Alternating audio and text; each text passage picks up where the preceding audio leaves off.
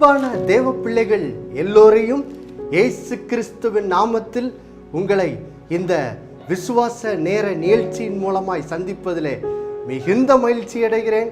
தேவ பிள்ளைகளே, நாம் இந்த நிகழ்ச்சியிலே கடந்த 3 நிகழ்ச்சியிலே சங்கீதம் 91 நாம் தியானித்து என்ன செய்கிறோம் வருகிறோம்.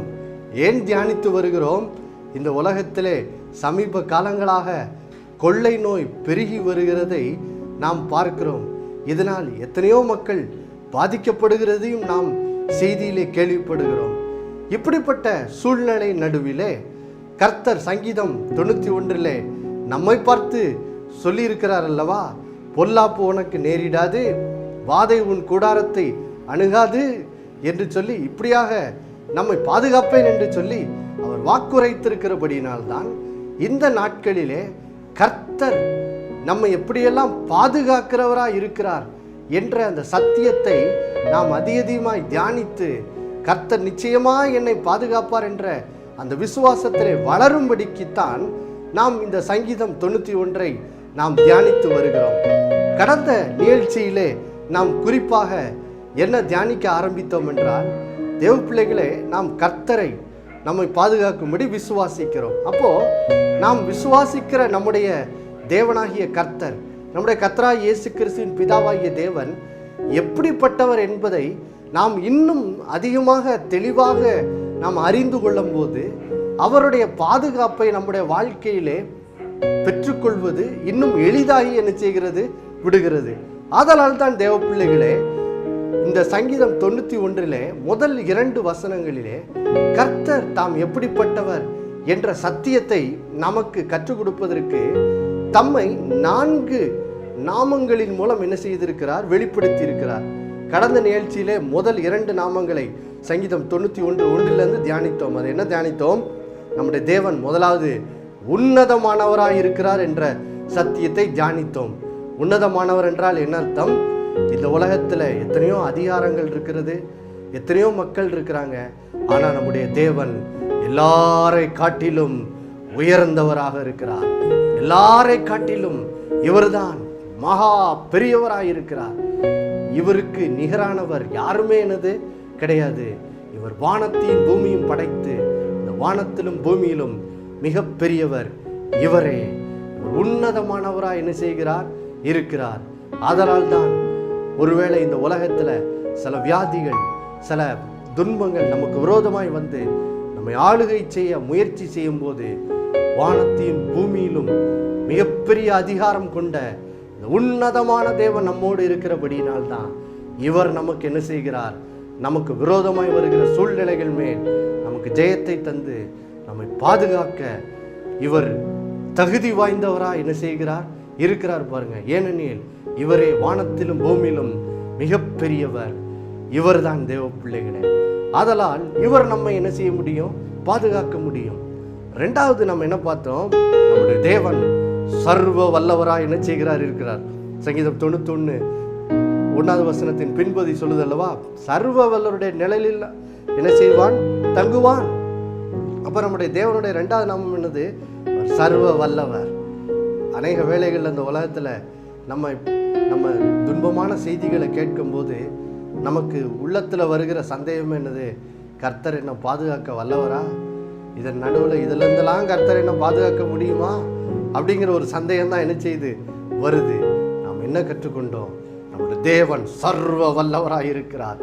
யோசித்து பாருங்க. இதுதான் ஆபிரகாம்கிட்ட சொன்னார். ஆபிரகாமே 99 வயதிலையும் செத்து போன சரீரத்தை உயிர்ப்பித்து நான் உனக்கு வாக்கு பண்ணின அந்த குழந்தையை கொடுப்பதற்கு சர்வ வல்லவராக என்ன செய்கிறேன் இருக்கிறேன் என்று சொல்லி வாக்கு பண்ணினார். இன்றைக்கும் தேவன் நம்மை பார்த்தா தான் சொல்றாரு, நான் சர்வ வல்லவராக இருக்கிறபடினால் இங்கே இந்த உலகத்தில் எப்படிப்பட்ட கொள்ளை நோயும் இருந்தாலும் பரவாயில்ல, கர்த்தர் சொல்றாரு, வாதை உன் கூடாரத்தை அணுகாது என்று சொன்னவர் அதை உங்கள் வாழ்க்கையில நிறைவேற்றுவதற்கு அவர் சர்வ வல்லமையுடையவராய் என்ன செய்கிறார் இருக்கிறார். தேவ பிள்ளைகளே, ஹல்லேலூயா.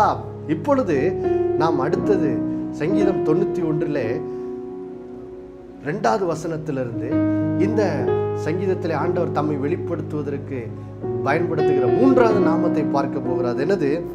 நான் கர்த்தர் கர்த்தரை நோக்கி என்று சொல்லி 2வது வசனத்துல வருது.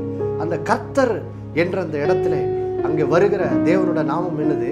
யெகோவா என்ற நாமம் என்ன செய்கிறது? வருது பாருங்க. இந்த நாமத்தை வேதத்துல தேவன் முதல்ல யாருக்கு வெளிப்படுத்துகிறார் என்றால், மோசேக்கும் இஸ்ரேல் மக்களுக்கும் என்ன செய்கிறார்? வெளிப்படுத்துகிறார் பாருங்க. யெகோவா என்ற நாமத்தின் மூலம் வெளிப்படுகிறார். இதன் மூலம் கர்த்தர் தம்மை குறித்து அந்த இஸ்ரேல் மக்களுக்கும் மோசேக்கும் என்ன கற்றுக் கொடுத்தார்? வாசிக்கிறேன் பாருங்கள். யாத்திராகமம் 6ஆம் அதிகாரம் 3வது வசனத்திலிருந்து வாசிக்கிறேன் பாருங்கள்.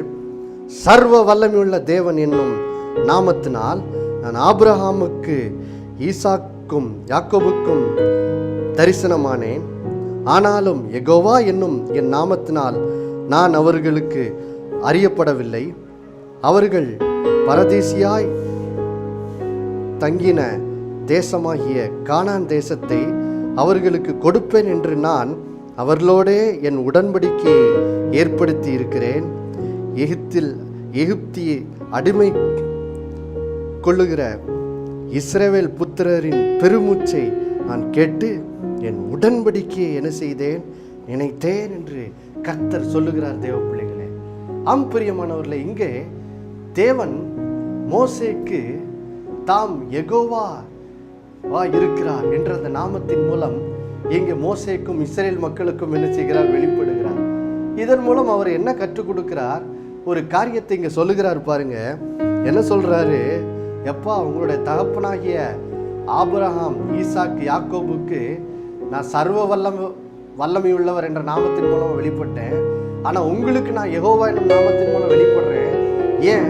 ஏன்னா உங்களுடைய தகப்பன் கானான் தேசத்திலே பரதேசியா இருக்கும்போது நான் அவர்களோட என் உடன்படிக்கை என்ன செய்தேன்? ஏற்படுத்தினேன்.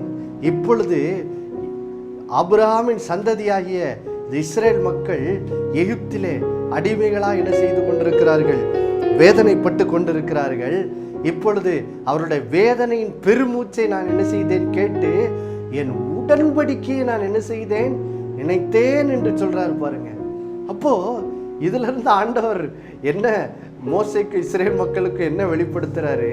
அவர் சொல்றாரு, எப்பா, ஆதியாகமம் 15ஆம் அதிகாரத்துல கிட்டத்தட்ட 400 வருஷங்களுக்கு முன்பு உன் தகப்பனாகிய ஆபிரகாமுக்கு நான் வாக்கு பண்ணினேன். உன்னுடைய பிள்ளைகள் சந்ததியார் எகிப்திலே அடிமைகளா இருப்பாங்க. ஆனா அவர்களை நான் அந்த அடிமைத்தனத்திலிருந்து விடுவிப்பேன் என்று அன்றைக்கு பாருங்க, ஆதியாகமம் 15ல் 400 வருஷங்களுக்கு முன்பு கர்த்தர் ஆபிரகாமோட ஒரு உடன்படிக்கை பண்ணி ஒரு வாக்குத்தத்தம் பண்ணாரு. இப்போ 400 ஆண்டுகள் கடந்து போய்விட்டது பாருங்க. இப்போ யெகோவா என்னும் நாமத்தின் மூலம் கர்த்தர் மோசேக்கும் இஸ்ரேல் மக்களுக்கு என்ன வெளிப்படுத்துறாரு? எப்பா, நான் உடன்படிக்கையை காத்துக்கொள்ளுகிறவராய் இருக்கிறேன். நான் பண்ணின உடன்படிக்கையை நிறைவேற்றுகிறவராய் என்ன செய்கிறேன்? இருக்கிறேன். நான் என்னுடைய உடன்படிக்கையை ஒரு நாள் என்ன செய்ய மாட்டேன்? மீற மாட்டேன். நான் என்ன உடன்படிக்கை பண்ணி என்ன செய்வேன் என்று சொன்னேனோ அதை அப்படியே என்ன செய்கிறவர்? நிறைவேற்றுகிறவராய் இருக்கிறேன். காலங்கள் கடந்து போகலாம், 400 வருஷம் கடந்து போகலாம், ஆனா என்னுடைய உடன்படிக்கையின் வாக்குத்தத்தம் என்ன செய்யாது? மாறாது. அது அப்படியே தான் இருக்கும். நான் சொன்னதை அப்படியே என்ன செய்வேன்? செய்கிறவர் என்ற அந்த சத்தியத்தை கர்த்தர் இந்த யெகோவா என்னும் நாமத்தின் மூலம் கர்த்தர் மோசேக்கும் இஸ்ரேல் மக்களுக்கு என்ன செய்தார்? கற்றுக் கொடுத்தாரு பாருங்க. அதனால்தான் தொடர்ந்து யாத்திராவும் 6ஆம் அதிகாரம் 6வது வசனத்திலே கர்த்தர் சொல்றாரு பாருங்க. ஆதலால் இஸ்ரேல் புத்திரரை நோக்கி, நானே கர்த்தர், உங்கள் மேல் எகிப்தியர் சுமத்தின சுமைகளை நீக்கி நான் உங்களை விடுவித்து உங்களை அவர்கள் அடிமைத்தனத்திற்கு நீங்களாக்குவேன் என்று சொல்லி இங்கே கர்த்தர் என்ன செய்யறாரு?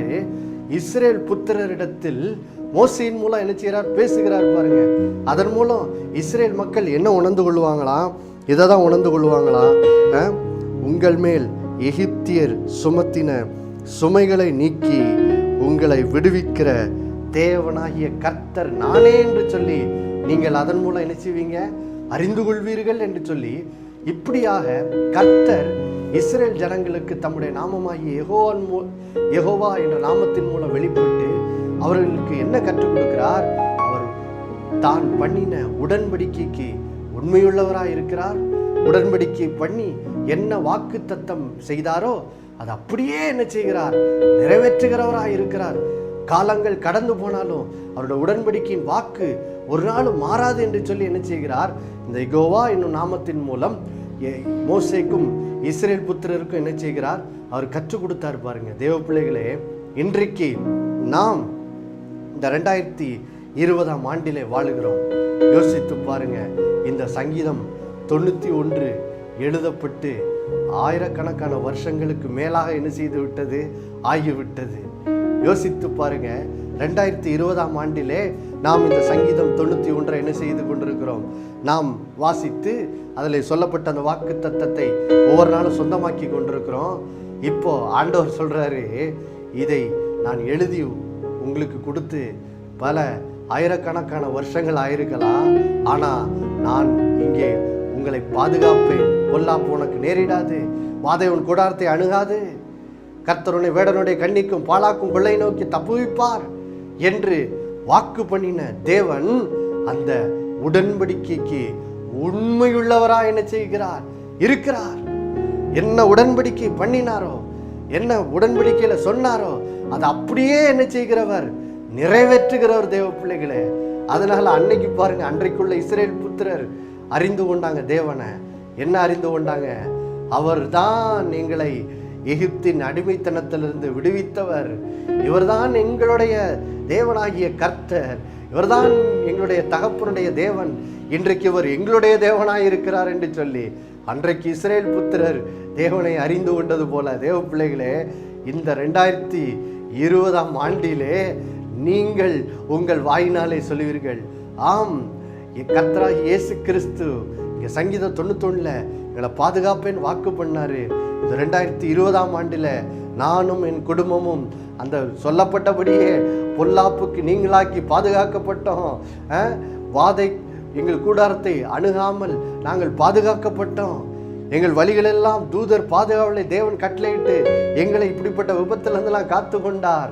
ஆம், இவர்தான் எங்களுடைய கர்த்தர், இவர்தான் எங்களுடைய தேவன், இவர் பேர் இயேசு என்று சொல்லி இந்த நாளிலே பாருங்கள், இந்த பெயர் மூலம் என் தேவன் எப்படிப்பட்டவர், உடன்படிக்கையை காத்துக்கொள்ளுகிறவர், உடன்படிக்கையில என்ன வாக்கு பண்ணுகிறாரோ அதை அப்படியே நிறைவேற்றுகிறவர் என்ற அந்த சத்தியத்தை அறிந்து கொள்வதன் மூலம் நீங்கள் இயேசு கிறிஸ்துவை இந்த 2020ஆம் ஆண்டிலே அவர் இந்த சங்கீதம் 91 உங்கள் வாழ்க்கையில நிறைவேற்றும் மூலம் நீங்கள் அவரை என்ன செய்ய போறீர்கள், உங்களை பாதுகாக்கிற கர்த்தராய் தேவனாய் என்ன செய்ய போறீங்க, அனுபவிக்க போறீங்க. ஹல்லேலூயா. அவரை அப்படி அறிந்து கொள்வீர்கள் தேவ பிள்ளைகளே. ஹல்லேலூயா. எவ்வளவு பெரிய ஒரு பாக்கியம் பார்த்தீங்களா. அப்போ இந்த 3வது நாமம் யெகோவா என்னும் நாமத்தின் மூலம் நம்ம கற்றுக்கொள்றது என்னது, காலங்கள் மாறினாலும் தேவன் பண்ணின உடன்படிக்கை வார்த்தை வாக்குகள் ஒரு நாளும் என்ன செய்யாது, மாறாது. அவர் அந்த வார்த்தைக்கு என்ன செய்கிறார், அவர் சொன்ன வார்த்தைக்கு உண்மையுள்ளவராக என்ன செய்கிறார், இருக்கிறார். பாருங்க, அடுத்தது இந்த சங்கீதம் 91 நான் தேவன் தம்மை குறித்து வெளிப்படுத்துவதற்கு கொடுக்கிற நாமம் என்னது, அதுதான் சங்கீதம் 91:2 என் அடைக்கலம், என் கோட்டை, என் தேவன் நான் நம்பி இருக்கிறவர் என்று நிச்சயவே சொல்லுவேன். அங்கே என் தேவன் என்று வருகிறது, அங்கே என்ன நாமம் பயன்படுத்தப்படுகிறது, ஈலோஹிம் என்ற நாமம் பயன்படுத்தப்படுகிறது. பாருங்க, இந்த ஈலோஹிம் என்ற நாமம் முதல்ல வேதத்துல எங்க வருதுன்னா, ஆதியாகமம் 1ஆம் அதிகாரம் 1வது வசனத்துல வருது. பாருங்க, ஆதியாகமம் 1ஆம் அதிகாரம் 1வது வசனத்துல நாம் வாசிக்கிறோம். பாருங்கள், ஆதியிலே தேவன் வானத்தையும் பூமியும் என்ன செய்தார், சிருஷ்டித்தார். இங்கே ஆதியிலே தேவன் வானத்தையும் பூமியும் சிருஷ்டித்தார் என்று வருகிறதே, அங்கே என்ன வருகிறது, ஈலோஹிம் என்ற வார்த்தை வருகிறது. அப்போ இந்த ஈலோஹிம் என்ற அந்த நாமத்தின் மூலம் தேவன் நமக்கு என்ன பாடத்தை கற்றுக் கொடுக்கிறார், இதை தான் கற்றுக் கொடுக்கிறார். பாருங்க, அவர் சிருஷ்டிப்பின் தேவனாய் என்ன செய்கிறார், இருக்கிறாராம். பாருங்க, சிருஷ்டிப்பின் தேவனாய் இருக்கிறார் என்றால் என்ன, அது மூலம் நம்ம என்ன கற்றுக்கொள்றோம் பாருங்க. இந்த ஆதியாகமம் 1ஆம் அதிகாரம் 2வது வசனத்துல தேவன் உண்டாக்கின இந்த அருமையான பூமி எப்படி இருந்துச்சு, பூமியானது ஒழுங்கின்மையும் வெறுமையும் இருந்தது, ஆழத்தின் மேல் இருள் இருந்தது என்று சொல்லி நாம் வாசிக்கிறோம் பாருங்கள் தேவ பிள்ளைகளே. அப்போ ஆதியிலே நம்முடைய தேவனாகிய ஈலோகிம் வானத்தை பூமி சிருஷ்டித்தார். ஆனால் அங்கே ஒரு காரியம் நடக்கிறது. அதன் மூலம் என்ன ஆகிறது பாருங்கள், சாத்தான் என்ன செய்கிறான், தேவனுக்கு விரோதமாக கலகம் பண்ணி பாருங்கள், தேவன் உண்டாக்கிய இந்த அருமையான பூமி என்ன செய்கிறான், வெறுமையும் இருள் நிறைந்ததா என்ன செய்து விடுகிறான், மாற்றி விடுகிறான் பாருங்க. அப்போ இந்த ஆதியாகமம் 1ஆம் அதிகாரம் 2வது வசனத்துல பூமி இருளா இருக்குது, எல்லாம் வெறுமையா இருக்குது, எல்லாம் ஒழுங்கின்மையா இருக்குது பாருங்க. ஆனா நம்முடைய தேவன் எப்படிப்பட்டவர், அவர் ஈலோகிம், சிருஷ்டிப்பின் தேவனா இருக்கிறார்ல, அதனால அவருக்கு இருளை பார்த்து என்ன இல்லை, ஒரு பிரச்சனையே இல்லை.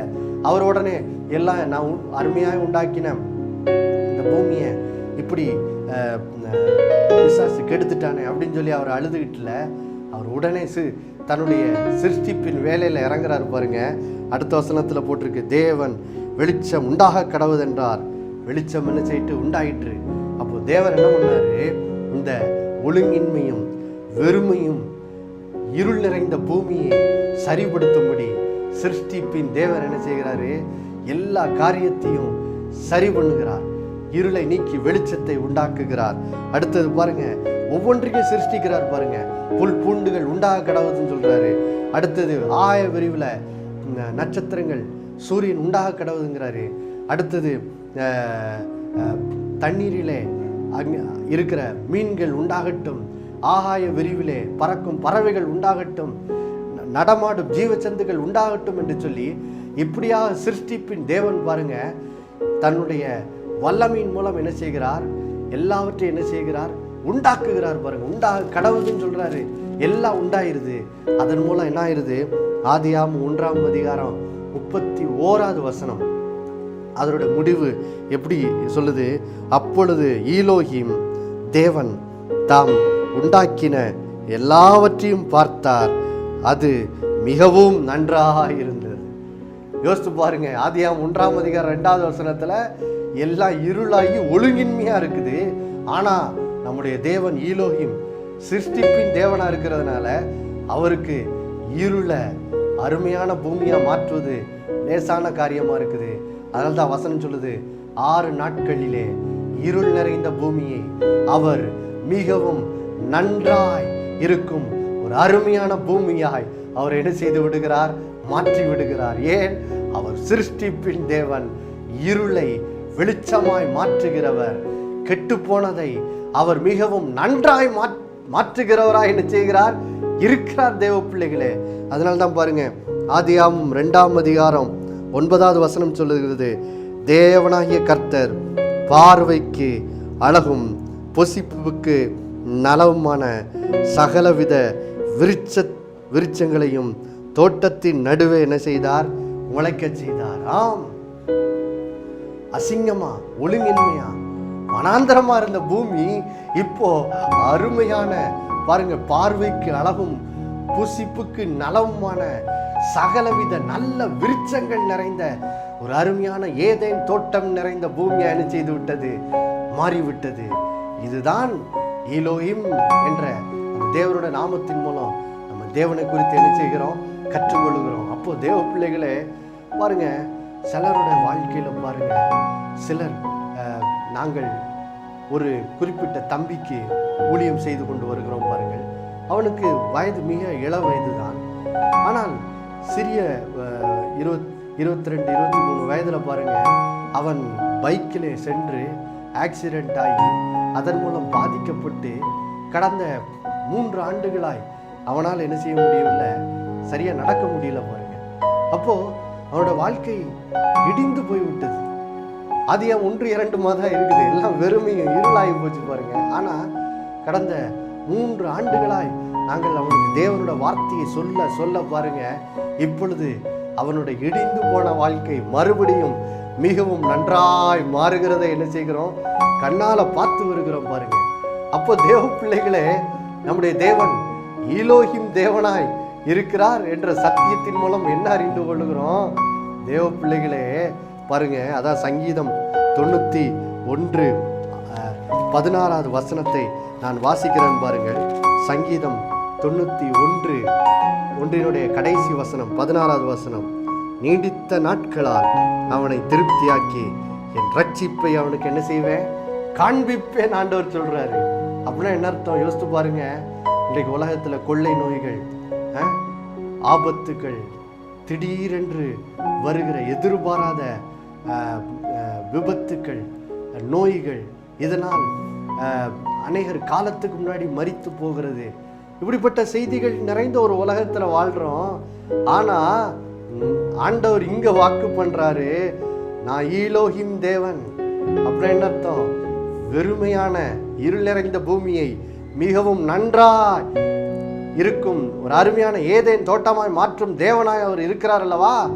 ஆதலால் இப்படிப்பட்ட வேதனையான செய்திகளை கேட்கும் ஒரு பூமிக்குரிய வாழ்க்கையிலே நம்ம நினைக்கலாம், நம்மெல்லாம் வயதான காலம் நீடித்த நாளாக அந்த பூமியில் வாழ்ந்து சுகமாக எங்கே வாழ்கிறது, கடைசி காலத்தில் நம்ம சுகமாக வாழ்வோமோ மாட்டோமோ, பல நாட்கள் ஆஸ்பத்திரியில் இருந்தால் நம்ம மறிக்கணுமோ, இதுதான் வாழ்க்கையின் விதியோ அப்படின்னு சொல்லி நம்ம நினைக்கலாம். ஆனால் தேவ பிள்ளைகளே, நீங்கள் விசுவாசிக்கும் தேவன் ஈலோஹிம் தேவனாய் இருக்கிறபடினால் அவர் இந்த இப்படிப்பட்ட வேதனையான சூழ்நிலைகள் நிறைந்த இந்த பூமிக்குரிய வாழ்க்கையை கூட அவர் பாருங்க அருமையாய் மாற்றி நீங்கள் நிச்சயமாய் நீடித்த நாட்களால் உங்களை திருப்தியாக்கி நீங்கள் கர்த்தருடைய ரட்சிப்பை, அதை என்ன அர்த்தம், உங்களுடைய வாழ்க்கை வயதான காலம் நீங்கள் இந்த உலக வாழ்க்கையின் ஓட்டத்தை பாருங்க நீடித்த நாட்களாய் வாழ்ந்து அதிலே திருப்தி அடைந்து பாருங்க ஒரு அருமையான விதத்திலே பாருங்க. ஆஸ்பத்திரியில் 10 நாள் கஷ்டப்பட்டு அல்லது பல மாதங்களாக கஷ்டப்பட்டு மரித்து போனார். அப்படி இல்லாமல் சுகமாய் வாழ்ந்து ரொம்ப சுகமான விதத்தில் சமாதானமாய் அவர் பரலோகத்துக்கு போய் சேர்ந்தார் என்ற இப்படிப்பட்ட ஒரு சமாதானமான முடிவை நீங்கள் அனுபவிக்க முடியும் தேவ பிள்ளைகளே. ஏன் தெரியுமா? ஏன்னா நம்மை இந்த பூமிக்குரிய வாழ்க்கையிலே நம்மை சகலவித வாதைகளிலிருந்து பாதுகாப்பதற்கு விசுவாசிக்க நம்முடைய தேவன் யார்? ஏலோஹிம். அவர் வெறுமையான பூமியை அருமையான ஏதேன் தோட்டமாய் மாற்றுகிறவராய் இருக்கிறார். நிச்சயமாய் பாருங்க, நீங்கள் இந்த பூமிக்குரிய வாழ்க்கையிலே சகல வாதை நோய்களிலிருந்து சகல விதமான பொல்லாப்புகளிலிருந்து பாதுகாக்கப்பட்டு நீங்கள் நீடித்த நாட்களால் திருப்தியாகி இப்படியாக கர்த்தருடைய ரட்சிப்பை இந்த பூமிக்குரிய வாழ்க்கையிலே முழுமையாய் அனுபவித்து வெற்றிகரமாய் சமாதானத்தோடு இந்த பூமிக்குரிய ஓட்டத்தை முடிக்க வைப்பதற்கு தேவன் போதுமானவராய் ஈலோஹிமாய் இருக்கிறார். தேவ பிள்ளைகளே, சர்வ வல்லவராய் இருக்கிறார். ஆதலால் இந்த நாளிலே பாருங்க, இந்த 4 நாமங்களில் இருந்து தேவன் யார் என்று கற்றுக்கொண்டோம். ஆகவே அதை திரும்பவும் உங்களுக்கு நினைப்பூட்டி நாம் இந்த நாளிலே இந்த அறிவோடு என்ன செய்ய போகிறோம், ஜோமன போகிறோம். தேவ பிள்ளைகளே, முதல்ல நம்முடைய தேவன் குறித்து என்ன கற்றுக்கொண்டோம்? அவர் உன்னதமானவர். இந்த உலகத்தில் எத்தனையோ வியாதிகள் நம்மை அதிகாரம் செலுத்த முயற்சி பண்ணுது. ஆனால் அவர் எல்லாவற்றை காட்டிலும் மிகப்பெரியவராக இருக்கிறபடினால இந்த உலகத்தில் உள்ள எந்த அதிகாரத்தை காட்டிலும், இந்த உலகத்தில் உள்ள எந்த காரியத்தை காட்டிலும் அவர் மிகப்பெரியவராக இருக்கிறார். அவர்தான் இந்த வானத்திலும் பூமியிலும் மிகப்பெரியவர். மற்ற எல்லாமே அவருடைய காலின் கீழ் தான் என்ன செய்கிறது, இருக்கிறது பாருங்க. அதனால இவர் இவ்வளோ மிகப்பெரிய தேவனா இருக்கிறபடினால இந்த உலகத்தில் நாம் சந்திக்கும் பாருங்க நமக்கு விரோதமாய் வருகிற இந்த வியாதிகள், இந்த பொல்லாப்புகள், இதெல்லாம் நம்முடைய தேவனுக்கு முன்னாடி ஒண்ணுமே என்னது கிடையாது. அவர் அதெல்லாம் காட்டில ரொம்ப பெரியவராக இருக்கிறபடினால இவைகளிலிருந்து நம்மை விடுவிக்க, இவைகளிலிருந்து நம்மை பாதுகாக்க அவர் போதுமானவர். இதான் முதல்ல கற்றுக்கொண்டோம். 2வது, அவர் சர்வ வல்லவராக என்ன செய்கிறார், இருக்கிறார். இந்த வாக்கு தத்தங்களை நிறைவேற்றுவதற்கு எல்லா வல்லமையும் அவர்கிட்ட என்ன செய்து இருக்குது. 3வது கற்றுக்கொண்டோம், அவர் யெகோவா கர்த்தர், வாக்கு தத்தத்தை உடன்படிக்கையை காத்து நடக்கிறவர், காலங்கள் மாறினாலும் உடன்படிக்கையை வாக்கு தத்தத்தை நிறைவேற்றுகிறவர். கடைசியாக கற்றுக்கொண்டோம், அவர் வெறுமையும் ஒழுங்கின்மையும் இருள் நிறைந்த பூமியை அவர் அருமையான ஏதேன் தோட்டமா மாற்றுகிறவர் என்று கற்றுக்கொண்டோம். அப்போ இப்படிப்பட்ட தேவனாய் நம்முடைய தேவன் இருக்கிறபடினால், இந்த தேவன் தான் உங்களோடு இருக்கிறபடினால இப்போ பாருங்க இந்த வாசனங்களை நீங்கள் தைரியமா வாசிக்கலாம். பாருங்க, சங்கீதம் 91:5-6 சொல்லுகிறது போல இரவில் உண்டாகும் பயங்கரத்துக்கும் அப்படின்னு அர்த்தம். திடீர்னு இரவுல பயம் நிறைந்த செய்திகளை கேட்கிறோம். அல்லது பகலில் பறக்கும் அம்பு. திடீரென்று பாருங்க, மனிதர்கள் நமக்கு விரோதமா எழும்பி தீமையான காரியங்களினாலே நம்மை குற்றம் சாட்டுகிறார்கள், வேதனைப்படுத்துகிறார்கள். அடுத்தது பாருங்க, இருளில் உண்டாகும் கொள்ளை நோய். பாருங்க, இன்னைக்கு எத்தனையோ விதமான நோய்களால் மக்கள் பாதிக்கப்படுறத பார்க்கிறோம். அடுத்தது மத்தியானத்தில் உண்டாகும் சங்காரம். நல்லா தான்ப்பா இருந்தாரு, திடீர்னு இறந்துட்டாரு, திடீர்னு இந்த ஒரு ஹார்ட் அட்டாக் வந்துட்டு இறந்துட்டாரு. இப்படி எத்தனையோ விதமான துன்பம் நிறைந்த செய்திகள் நிறைந்த இந்த பூமியில வாழுகிறோம். ஆனா தேவ பிள்ளைகளே, உங்களோடு கூட உன்னத தேவன், சர்வ வல்லமையுள்ள தேவன், வாக்கு தத்தத்தின் உடன்படிக்கையின் வாக்கு தத்தத்தை காத்துக்கொள்கிற தேவன், இருளை வெளிச்சமாய் மாற்றி அருமையான ஏதேன் தோட்டமாய் மாற்றுகிற தேவன் உங்களோடு இருக்கிறபடினால் தேவ பிள்ளைகளே, நீங்கள் இந்த வசனம் சொல்லுகிறது போல இரவில் உண்டாகும் பயங்கரத்துக்கும், பகலில் பறக்கும் அம்புக்கும், இருளில் நடமாடும் கொள்ளை நோய்க்கும், மத்தியானத்தில் பாழாக்கும் சங்காரத்துக்கும் நீங்கள் பயப்பட வேண்டிய அவசியம் இல்லை. ஏனெனில் அது உங்களை என்ன செய்யாது, அணுகாது. இதை நீங்கள் தைரியமாக என்ன செய்யலாம், சொல்லலாம். ஹல்லேலூயா. இந்த நாளிலே இந்த விசுவாசத்தோடு நாம் ஜெபிக்கலாமா? அன்புள்ள பரலோக பிதாவே, கர்த்தராகிய இயேசு கிறிஸ்துவின் மூலமா நம்முடைய சமூகத்தில் வருகிறப்பா. ஆண்டவரே, இந்த நாளிலே நீர் எப்படிப்பட்டவர் என்பதை நாங்கள் கற்றுக்கொண்டோமே. நீர் உன்னதமானவர், நீர் சர்வ வல்லவர். ஆண்டவரே, உடன்படிக்கை காத்து நடக்கிறவர். ஆண்டவரே, இருளை மாற்றி அருமையான ஏதேன் தோட்டமாய் மாற்றுகிற ஒரு நல்ல தேவன் அப்பா. இந்த தேவனை தான் நாங்கள் விசுவாசிக்கிறபடினால் அப்பா, இந்த நாளிலிருந்து இந்த சங்கீதம் 91 சொல்லப்பட்ட வாக்கு தத்தங்கள் எங்கள் வாழ்க்கையில பூரணமாய் நிறைவேறும் என்ற அந்த பூரணமான விசுவாசம் இந்த பிள்ளைகளுக்குள்ளே ஆழமாய் உண்டாகட்டும். இந்த சத்தியத்தை குறித்த வெளிச்சம் ஆண்டவரே ஜனங்களுடைய இருதயத்தில் பெருகும்படியாக ஆவியானவர் இந்த பிள்ளைகளை வழி நடத்தி இந்த சங்கீதம் 90 சொல்லப்பட்டிருக்கிற இந்த பாதுகாப்பின் ஆசீர்வாத வார்த்தைகள் இந்த பிள்ளைகளுடைய இருதயத்தை நிரப்பட்டும். ஆண்டவரே, வெளியில கேட்கிற பயத்தின் செய்திகள் பிள்ளைகளுடைய மனதை விட்டு அகன்று போய் இந்த வார்த்தைகளால் உடைய பிள்ளைகள் நிரம்பட்டும். அதன் மூலம் இந்த பிள்ளைகள் பரிபூர்ண பாதுகாப்பை அனுபவிக்கிறதை ஆண்டவருடைய பிள்ளைகள் வாழ்விலே அனுபவிப்பார்களாக இயேசுவின் நாமத்தில். அப்படி செய்கிறதுக்காய் நன்றி ஆண்டவரே. உங்களுடைய பிள்ளைகளோட வாழ்க்கையில் இந்த சங்கீதம் 91 பாதுகாப்பின் ஆசீர்வாதங்களை நீர் உறுதிப்படுத்தினதுக்காய் நன்றி. இயேசுவின் மூலம் பிதாவே, ஆமேன், ஆமேன். கர்த்தர் தாமே உங்கள் ஒவ்வொருத்தரையும் ஆசீர்வதிப்பாராக. ஆமேன்.